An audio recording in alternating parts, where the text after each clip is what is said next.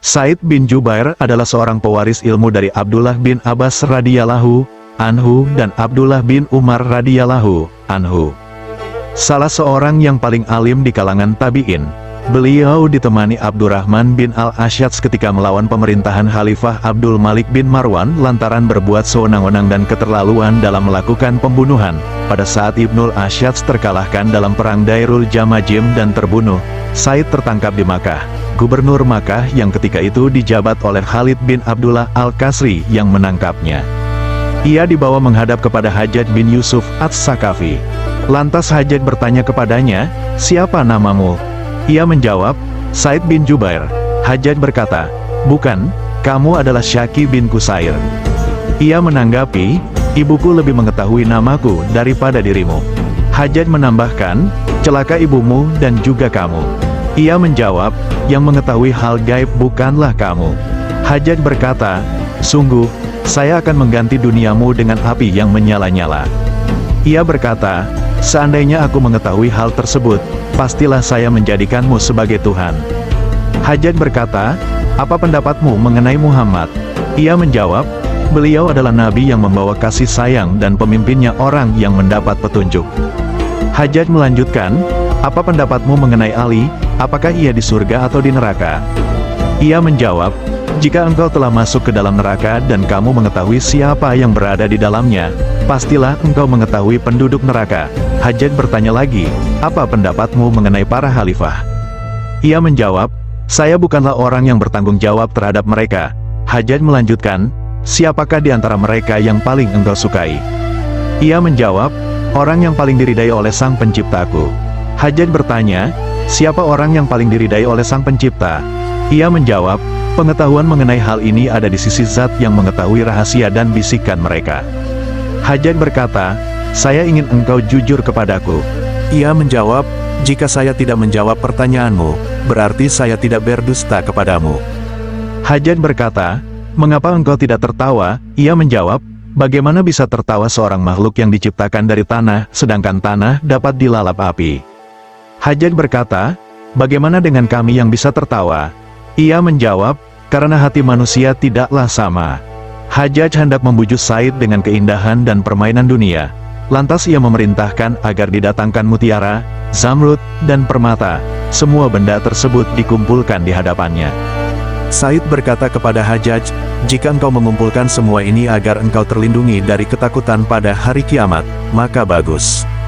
Jika tidak demikian, maka hal ini akan menjadi sebau teror di mana semua perempuan yang menyusui anaknya akan lalai terhadap anak yang disusuinya. Tidak ada kebaikan sedikit pun dalam sesuatu yang dikumpulkan hanya untuk dunia kecuali harta yang baik dan disakati." Lantas Hajjaj menyuruh agar diambilkan alat musik gambus dan seruling. Ketika kecapi itu dimainkan dan seruling ditiup, Said menangis. Lalu Hajjaj bertanya, "Apa yang membuatmu menangis? Apakah permainan musik ini?" Said menjawab, "Yang membuatku menangis ialah kesedihan. Tiupan tersebut mengingatkanku akan hari agung, yaitu hari saat sangkakala ditiup. Sedangkan kecapi tersebut berasal dari pohon yang ditebang tanpa hak. Tali senarnya berasal dari kulit kambing yang akan dibangkitkan bersamanya pada hari kiamat." Lantas Hajjaj berkata, "Celakalah engkau Said." Said menimpali, "Tidak ada celaka bagi orang yang dijauhkan dari neraka dan dimasukkan ke dalam surga." Lalu Hajjaj berkata, "Pilihlah Said, maksudnya, pilihlah dengan cara apa saya membunuhmu." Ia menjawab, "Terserah kamu sendiri." "Hai Hajjaj, demi Allah, engkau tidak akan membunuhku melainkan Allah Subhanahu wa Ta'ala pasti akan membunuhmu dengan cara yang sama di akhirat." Hajjaj berkata, "Apakah kamu ingin saya ampuni?"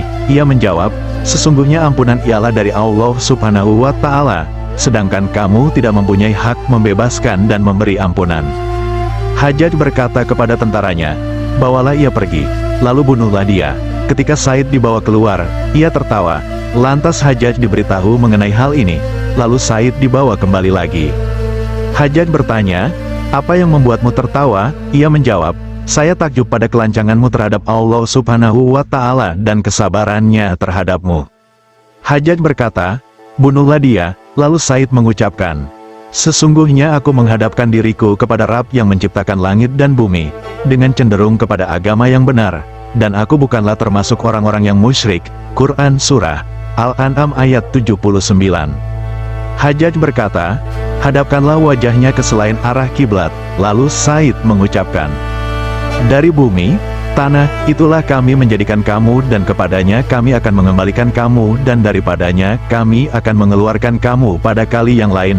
Quran Surah Taha ayat 55. Hajjaj berkata, "Sembelih dia." Said berkata, "Sesungguhnya saya bersaksi bahwa tiada ilah yang benar selain Allah yang esa, tiada sekutu baginya. Dan saya bersaksi bahwa Muhammad Shallallahu Alaihi Wasallam adalah hambanya dan rasulnya. Ambillah dariku sampai engkau bertemu denganku pada hari kiamat." Kemudian Said berdoa, "Ya Allah, janganlah engkau memberinya kesempatan untuk membunuh seorang pun setelah aku."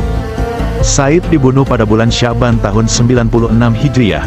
Setelah itu Hajjaj meninggal dunia pada bulan Ramadan pada tahun itu juga.